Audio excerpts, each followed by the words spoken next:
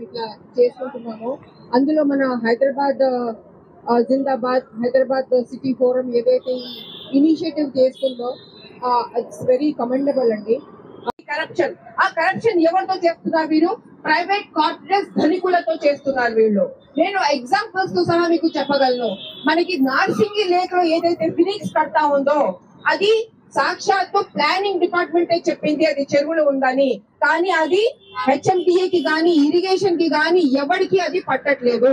Supreme కోర్టులో case నడుస్తున్నా గానీ టీజీ రేరా ఏదైతే రేరా ఉన్నదో ఆ రేరా ఆఫీస్ కూడా పట్టట్లేదు. అక్కడ ఉన్న చైర్మన్ మెంబర్స్ మొత్తం కరప్షన్ లో అక్కడ ఉన్నారు. అక్కడ ఉన్నప్పుడు వాళ్ళు పెద్ద పెద్ద కార్పొరేట్ ఫినిక్స్ లాంటి వాళ్ళని చెరువులు అప్పచెప్పేస్తా ఉంటే మనకి చెరువులు ఎట్లా మిగులుతాయి? మన పొల్యూషన్ ఎట్లా పోతుంది? మన వాటర్ బాడీస్ మన పర్యావరణం మనకి ఎట్లా మిగులుతుంది అన్న ప్రశ్న వస్తుంది. కాబట్టి కరప్షన్ ని నిర్మూలించితేనే మనకి పొల్యూషన్ పోతుంది. జీరో కరప్షన్, జీరో పొల్యూషన్, ఈ రెండు నినాదాలతో ప్రజలు పనిచేయాలా, ప్రభుత్వాలు పనిచేయాలా అని చాలా గట్టిగా నేను నమ్ముతున్నాను. ప్రతి ఒక్కళ్ళు కూడా మనం అదే నమ్ముతున్నాం. పొల్యూషన్ ఉంటే pollution in the governance is corruption. కాబట్టి పొల్యూషన్ పర్యావరణంలో ఎట్లా వస్తుందంటే ఎందుకంటే గవర్నెన్స్ లో పొల్యూషన్ ఉంది కాబట్టి, ఆ గవర్నెన్స్ లో కరప్షన్ ఉంది కాబట్టి మన పర్యావరణం ఇంత పొల్యూషన్ కి ధ్వంసమైంది అని నేను గట్టి రుజువులతో సహా నేను మాట్లాడుతున్నాను. ఇదే హుసేన్ సాగర్ ఈ రోజు మనకి ఉండేది కాదండి. వెనకాల మనకి హుసేన్ సాగర్ ఈ రోజు ఉంది అంటే ఎందుకు ఎట్లా ఉంది తెలుసా? 2015 లో ప్రజలు నిలబడ్డారు. ఈ 2014-15 లో అప్పుడున్న ప్రభుత్వం కేసీఆర్ ప్రభుత్వం ఈ హుసేన్ సాగర్ ని మొత్తం డివాటర్ చేసేస్తాం, నీళ్ళన్ని తోడేస్తాం అని చెప్తే ప్రజలు వెళ్లి నేషనల్ గ్రీన్ ట్రిబ్యునల్ లో ఈ డివాటర్ ని ఆపారు. ప్రజలను కష్టపడ్డారు. ఈ రోజు మనకి ఆ రెండు రిజర్వాయర్లు ఉస్మాన్ సాగర్, హిమాయత్ సాగర్ ఉన్నాయంటే ఎవరు దాన్ని ఆపారు? జీవో 111 కేసీఆర్ ప్రభుత్వం ఎక్కేస్తే ఎవరు ఆపారు? ప్రజలు నిలబడి ఆపారండి దాన్ని. ఈ రోజు చేవళ్ళ దగ్గర బనియన్ మోర్ దెన్ 1000 కంటే ఎక్కువగా బనియన్ చెట్లని ధ్వంసం కాకుండా ఎవరు ఆపారండి? అక్కడ ఉన్న ప్రజలు ఆపారండి. వాళ్ళే నేషనల్ గ్రీన్ ట్రిబ్యునల్ కి.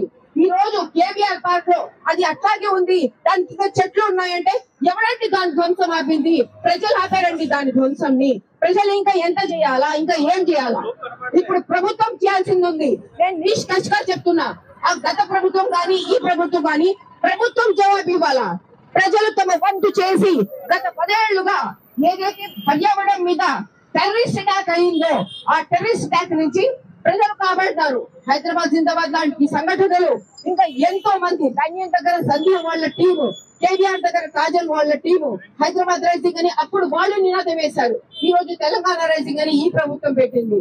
అట్లా ప్రతి చోట ప్రభుత్వం, ఇంకా ప్రతి చెరువు దగ్గర నేను అక్కడ లేక్ ఛాంపియన్స్ పేర్లతో మీకు చెప్పగలను. అట్లాంటి ఎన్నో లేక్ ఛాంపియన్స్, ఎన్నో వాటర్ ఛాంపియన్స్ వీళ్ళందరూ కలిసి ప్రతి చెరువుని కాపాడుకున్నారు. ప్రభుత్వం చేసింది ఏమీ లేదు. ప్రభుత్వం చేసింది వాళ్ళ ప్రతి ఇరిగేషన్ ఆఫీసరు, ప్రతి ప్లానింగ్ ఆఫీసరు పేర్లతో సహా చెప్తాను నేను మీకు. జయకృష్ణారావు ఆయన రిటైర్ అయిన తర్వాత కూడా ఎన్నో ఏళ్ళ దాకా కొనసాగించాడు. ఆయన ఒక కరెక్ట్ ఆఫీసర్. అట్లాగే ఎస్ బాలకృష్ణ ఆయన ఈ రోజు కటకటాల మీద ఉన్నారో బెయిల్ ఉన్నారో నాకు తెలియదు. ప్రతి చెరువు దగ్గరికి వెళ్ళడం, ఆ చెరువుని భూమి లాగా రాసి కంప్లైంట్ ఇచ్చేసి అది ఏమో దానికేమో కార్పొరేట్ ఏమో కన్స్ట్రక్షన్ కి అప్పచేయడం. ఎట్లా మనం పరీక్షించుకుంటామండి పర్యావరణాన్ని? ప్రభుత్వంలో ఇంత కరప్షన్ ఉన్నప్పుడు, ప్రతి ఆఫీసర్ కరప్ట్ ఉన్నప్పుడు, ప్రతి ఆఫీసర్ కి తన జీతం కాకుండా ఇంకా ఎంతో పై మాల్ కావాలి వీళ్ళకి. ఇట్లా వీళ్ళున్నప్పుడు పర్యావరణాన్ని ప్రజలు మాత్రమే ఇప్పటిదాకా కాపాడుకుంటూ వచ్చారు. ఇక ముందు కూడా ప్రజలే దాన్ని కాపాడుకుంటారు. మూసీ నదిని ఆ మాత్రం కాపాడింది కూడా ప్రజలే. దాన్ని పొల్యూషన్ ని వాళ్ళు ఆపలేకపోయారు. ఎందుకంటే వాళ్ళ దగ్గర ఉన్న పవర్ ని అంతా ఇస్తమాల్ చేసిన తర్వాత వాళ్ళు అంత మాత్రమే చేయగలిగారు. ఇప్పుడు ప్రజల చేతులు ఇవ్వాలా. మూసీ డిజైన్, మూసీని ఎట్లా కాపాడుకోవాలి ఇక్కడ తెలంగాణ ఉన్నప్పుడు ప్రజలకు తెలుసు. మనకు బయటికి వచ్చి వాళ్ళు వచ్చి చెప్పే అవసరం మనకు లేదు. మనమే దానికి కారణాలు ఏంటో మాకు తెలుసు. దాని ఎంక్రోచ్మెంట్, దాని పొల్యూషన్, దాని కారణాలు ఏంటో మాకు తెలుసు. దాని సొల్యూషన్స్ ఏంటో కూడా తెలంగాణలో ఉన్న ఎక్స్పర్ట్స్ కి తెలుసు. అట్లాగే లోకల్ బాడీస్ లో ప్రతి చెరువు మీద ఎన్నో అటాక్లు అవుతున్నాయి, ప్రతి వాటర్ బాడీ మీద ఎన్నో అటాక్లు అవుతున్నాయి. ఇవన్నీ ఈ ప్లాస్టిక్ ఇదంతా ఎందుకు చేరుతుంది లోపలికి? ఎందుకు అంటే మనకి సాలిడ్ వేస్ట్ మేనేజ్మెంట్ రూల్స్ అంటూ ఉన్నాయి. ఆ రూల్స్ ని ఏ ప్రభుత్వం పాటించట్లేదు, ఏ డిపార్ట్మెంట్ పాటించట్లేదు. ఇక్కడ ఈ హైదరాబాద్ జిందాబాద్ అన్న ఈ ఫోరం దగ్గర నుంచి, ఈ ప్రజల మధ్య దగ్గర నుంచి మేము ఒకటే చెప్తున్నాం ప్రభుత్వానికి, సాలిడ్ వేస్ట్ మేనేజ్మెంట్ రూల్స్ మీరు వార్డ్ వైజ్ గా ఇంప్లిమెంట్ చేయండి. ఎక్కడి వార్డ్ లో అక్కడికక్కడే bio waste, solid waste and liquid waste అక్కడికక్కడే హ్యాండిల్ అయిపోవాలి.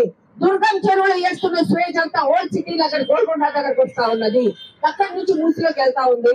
అంటే హైటెక్ వాళ్ళ సిటీ దగ్గర సివిలైజేషన్ ఎడ్యుకేషన్ తక్కువైందా, వాళ్ళకి అర్థం తక్కువైందా, వాళ్ళ జ్ఞానం